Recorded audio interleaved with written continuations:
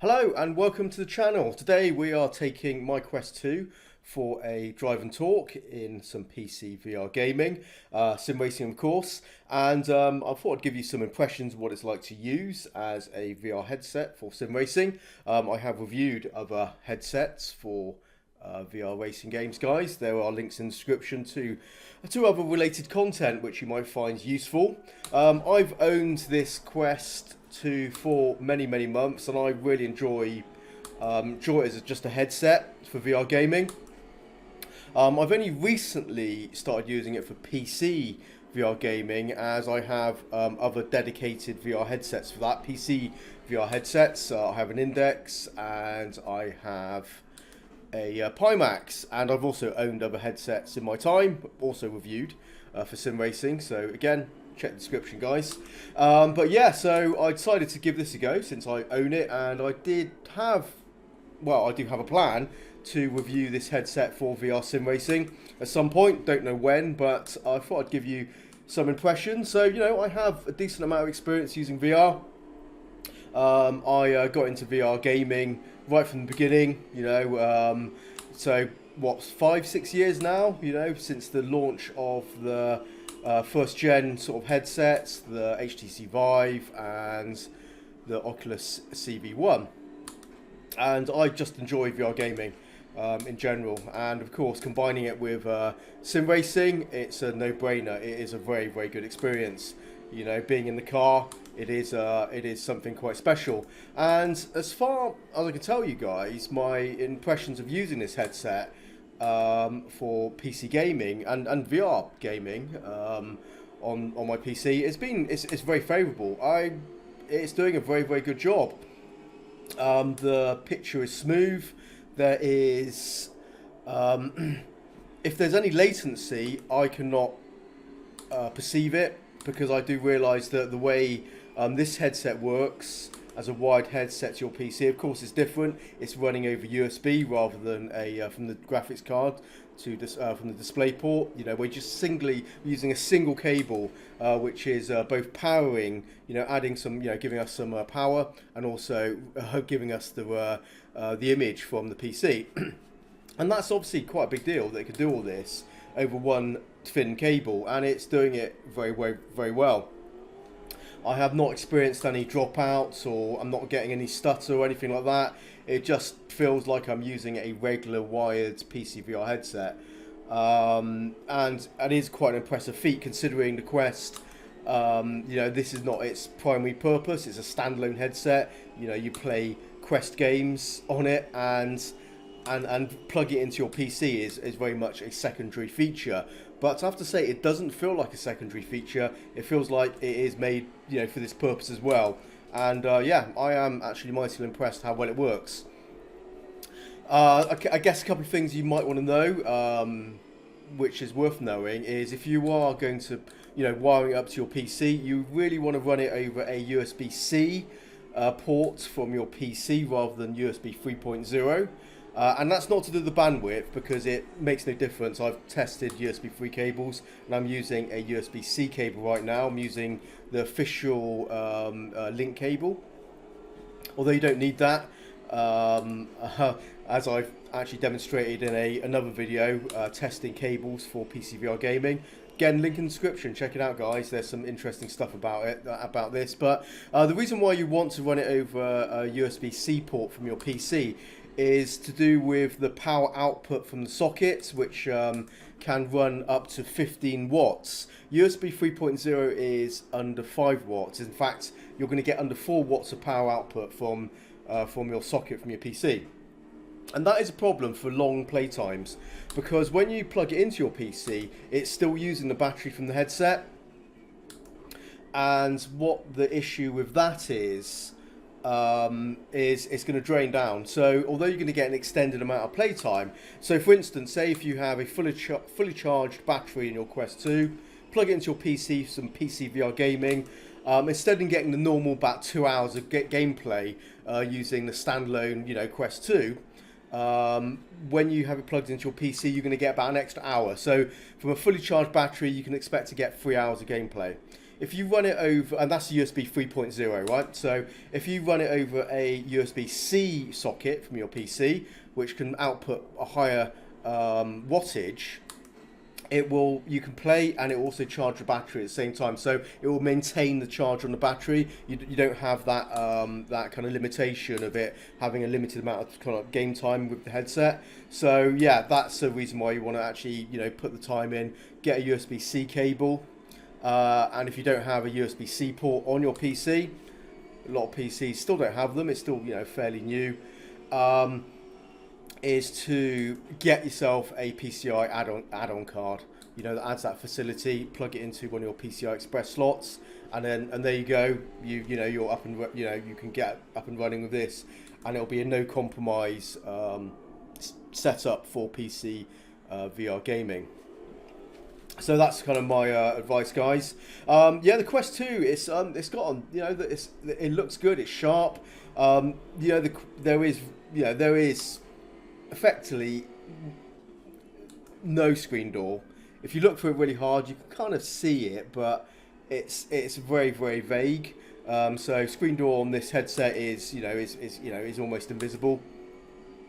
I would say the colours of what I'm seeing and the kind of the brightness of the screen slightly more washed out compared to my dedicated wired VR headsets like the Index, but that doesn't surprise me really. It is running less, with less power running to it. It reminds me very much of the Oculus CV1 in that respect. That ran off a single USB port plus the from the graphics card as well, so 2 cables, and it kind of reminds me of that sort of like amount of sort of like brightness and depth of color.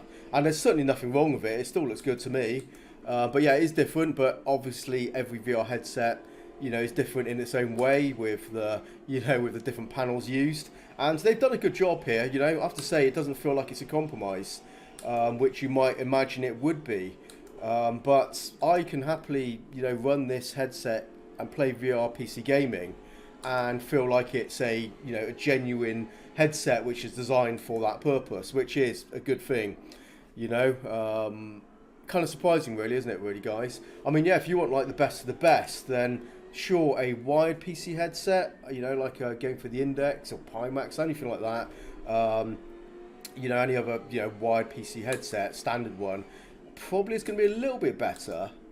But I imagine we're talking about diminishing returns off a cliff edge where it's kind of irrelevant. I would personally say if this was the only headset I had, I'd be quite happy to use this for all my, VR gaming and experiences, PC and also, obviously the Quest stuff as well, which I really do quite enjoy. Yeah, I have to say, I have I have no complaints about this. The setup is dead easy.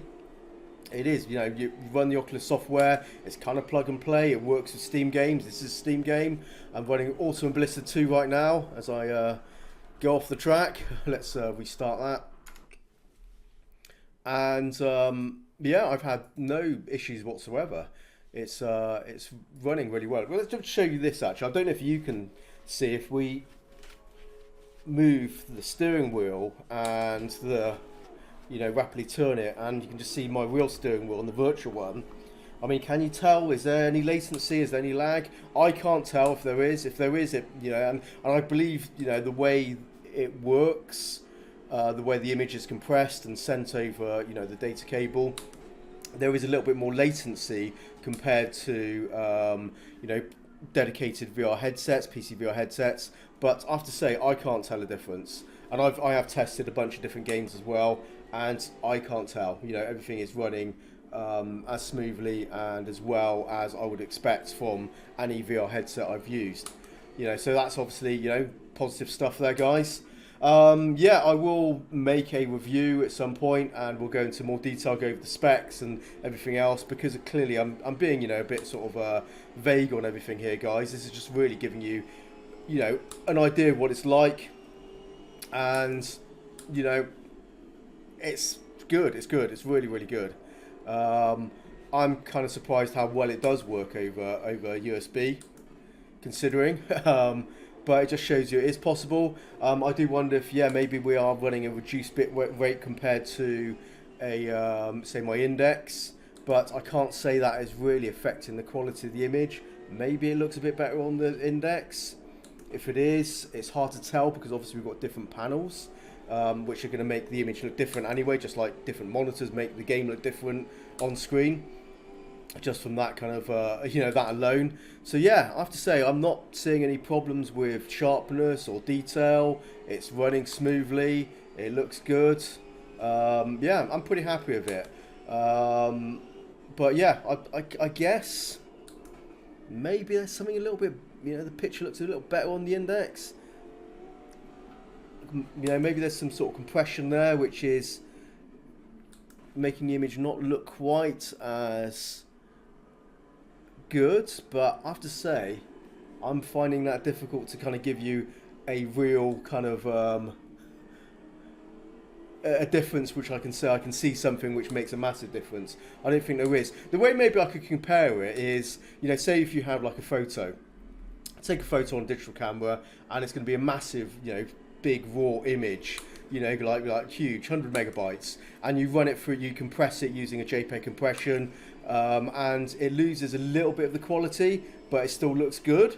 I think maybe that's kind of what I'm seeing here, that, it could be a little bit better, but it still looks actually pretty decent. So I don't think anyone's going to be too unhappy with it, with the quality of what you're seeing through, through the lenses here. The other thing I do like about the Quest 2 is a headset I can wear for hours on end and not feel any eye tiredness, any fatigue, any eye strain.